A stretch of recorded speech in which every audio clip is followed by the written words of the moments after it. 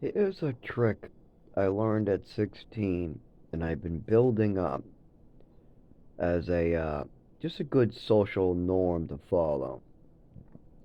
So when you ask somebody a question like, oh, how can I use an example? We're going to talk about I statements and me statements and selfish behaviors here. If you want to know if you yourself did something selfish or if you did it for somebody else, like, why did I come home? Or, okay, I got a better one. Why my father bailed out on the attorney on my Social Security. If I asked my father, Dad, why did you bail out on the attorney? Why did you keep the information from the program and get my attorney and my Social Security and attorneys and all that messed up? If he uses an I statement or a me statement, like I thought it would be best, or I needed to get that so I could do something for you later, or I, or me, or I, or me. If it starts with that, most likely they did it for themselves. Now, it's not a guarantee. This isn't a guarantee, but these are things you can realize. And it's also good to realize this in yourself. It's good to try to think of I statements when taking responsibility as well. Because if you're using Zach did this, I did it because, then you're blaming somebody else. You're not taking responsibility. You're not saying sorry. You want to stick to the I. Well, it's the opposite, same problem when you're trying to say you did something good for somebody. If it starts with I did it for me and it never worked out, it probably wasn't for them. Or they would say Zach needed it for the future. Like if my father was taking that Social Security and hiding it as a college fund, let's say, and he got caught doing that. He was just keeping the money for me and hoping that, by doing this I could save rent money. Because why did I get thrown out? Why were they having talks with me about what my father did? Because I was supposed to be paying rent with my Social Security, but my father kept that rent money. In the program, all the other kids on Social Security had to give a certain amount to the program, and that was the law. It's the way the program is ran. But my father lied about me being on it, so I got a discount on my rent for an entire year. Now, if my father did that for me, he could later say, Zach needed a college fund, and then that would be it. There's no I statement. But if he says, I took the money and put it in an account, and then I used it for the house here, well, then I get thrown out, you get your mortgage paid, and most of the time you guys are on cruises or out, and I don't even get the visit. Sometimes I spend weeks in this program. And this is a good program. All the other ones, oh my God, terrible stuff going on. But this one is a little different. It's very different than any other state program where there's orphans. Most of these kids are kids on Social Security or kids with families who are just learning how to move into their first apartment. These are family kids. There's only like three of them without families, and I'm one of them. Yes. Oh, yeah, by the way, in this program, I'm the kid without the family. Even though I have a family, I'm hanging out and being left behind with the other kids with no families most of the time. So yeah, I'm in the family class, but I'm also in the no family class a lot of the times. It's different for me. It's really hard to explain. My father and mother made very weird choices for my future. I mean, at the age of 7, their choices were terrible. Overdoses, extra Epicac, moving me around, ballet, not letting me go to a neurologist, not listening to doctors, moving me to Texas, moving me to New Mexico, trying to destroy my education. Even when I was 7, my mother was trying to have me redo a grade I already graduated to try to stunt my development. That's what she really wanted to do because she had a whole plan for me. She had a narrative to push, and the more she made for that Social Security case, the better. So, right from the get go, she knew Social Security was my future. And for that to be a future, she had to make me seem disabled. And for that, she wanted to make me actually disabled as much as possible. Because that's one way you can make your child seem disabled, is by making him really disabled.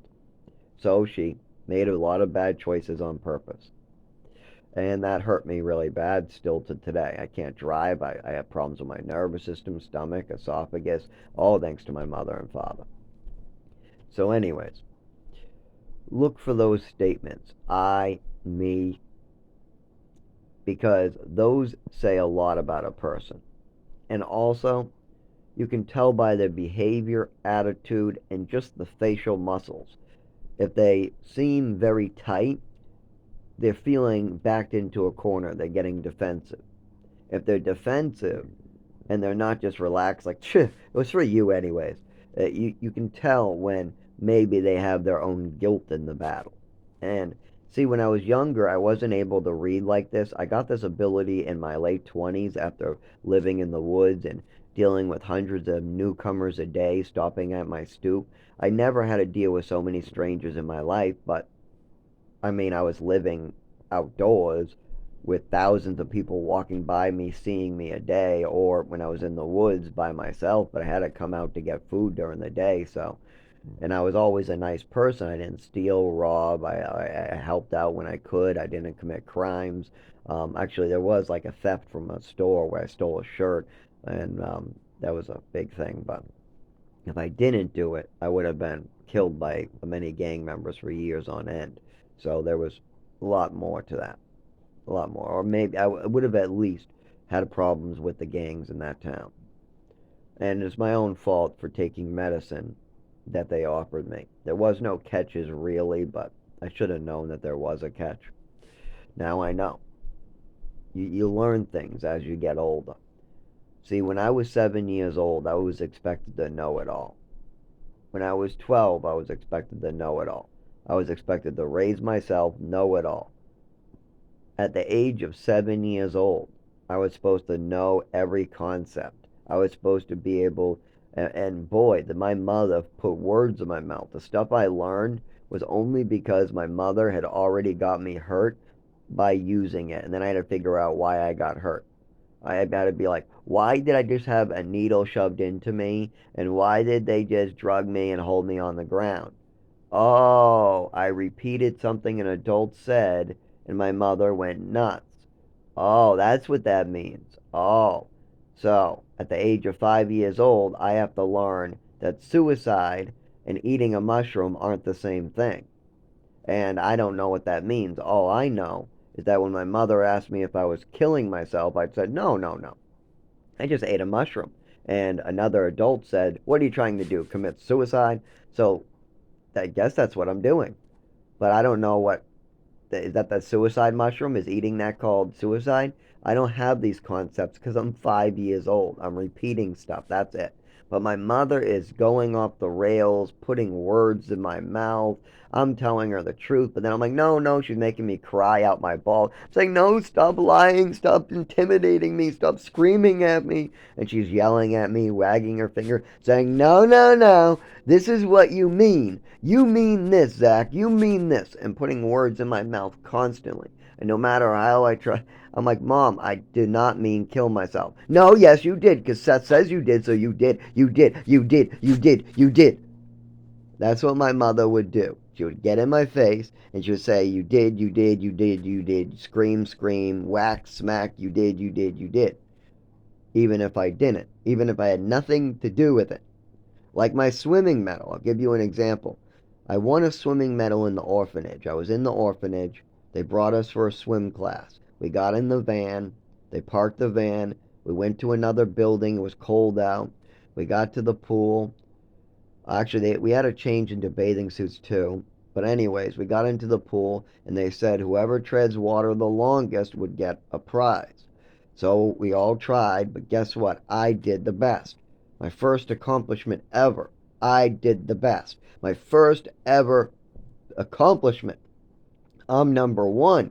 We got 36 kids here.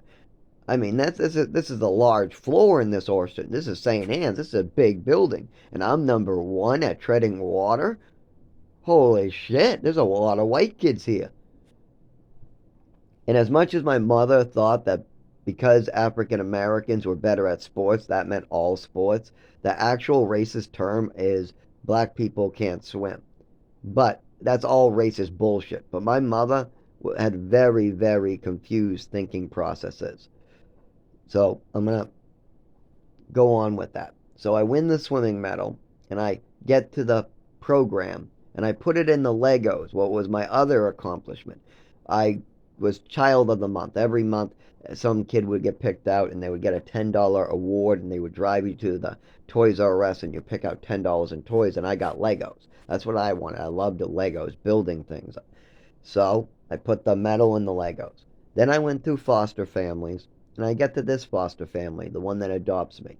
And my mother adopts me, and right after the adoption, I go, I want to show my mom my accomplishment. So I take the medal out of the Lego box. I walk over to my mother, and I don't forget the orphanage put my name on it so no other kids in the orphanage would steal it. They didn't want anybody stealing my accomplishments, this orphanage. You know, they're good staff members, so they wrote my name on it so nobody would steal it. So I go, Mom, look at the swimming medal I won in the orphanage.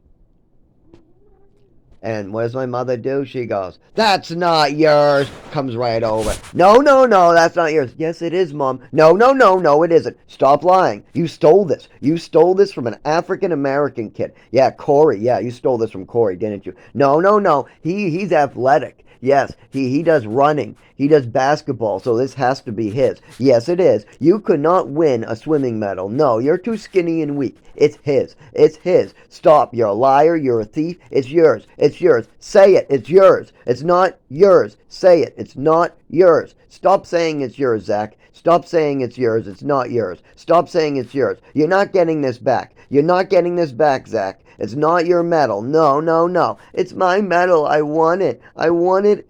I worked hard for it. I want it. I worked hard for it. Oh, what's this? Oh, then why is there ZG on the back?